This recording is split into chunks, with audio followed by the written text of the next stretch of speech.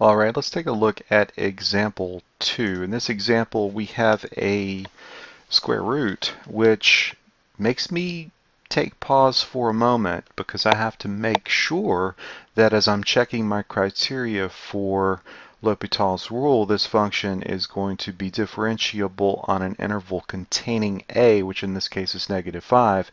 And since it's an even root of an expression, that means I may have a restricted domain. So let me take a minute and think about what's going on here. So what would cause this to give me an imaginary number instead of a real number? Well, if I were to substitute in place of x a number that is greater than 4, that would cause my radicand to become negative. So if I plugged in 5, I would get -1 under the square root, and we can't have that. So what that means insofar as my numerator is concerned, and consequently for the denominator as well, is that my domain is going to be from -infinity to +4, included because I can plug a 4 in. Square root of 0 is 0. Let's take a look at the bottom. So in this case, -5, we're definitely going to get 0 if we do that. So that's not going to work. But -5 is not in this domain, so we're okay. So my question is this function differentiable on this interval? Yes, it is. It's continuous and differentiable. What about this function? Is it continuous and differentiable on this interval? Yes, it is. So next question is, does this limit evaluate to an indeterminate form? Well, let's evaluate it and see what happens. If we plug in a -5 for x, we get 4 minus a -5.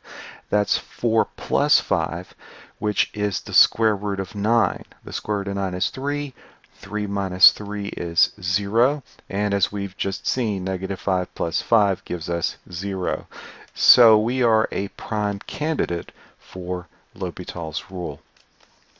So let's take the limit as x approaches -5, and let's differentiate the numerator and the denominator. So this is 4 minus x quantity to the 1/2 power. So differentiating, we have 1 over 2, and that'll be 4 minus x quantity to the -1/2 when we subtract 1 from the power. So that puts the denominator, or that puts square root of 4 minus x in the denominator, and differentiating the inside of the square root via the chain rule, the square root of the derivative of -x is -1, so we'll make this a negative. Now the derivative of -3 is 0, so we are done with the top. So let's put this over the bottom. The derivative of x is 1. All right, so we're looking at this situation here. Limit as x approaches -5 of -1 over 2 times the square root of 4 minus x. And we can do a direct substitution. At this point, substituting -5 in for x, 4 minus a -5 is 4 plus 5.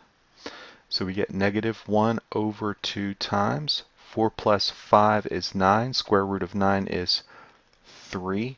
And we end up with -1/6, and that is our solution.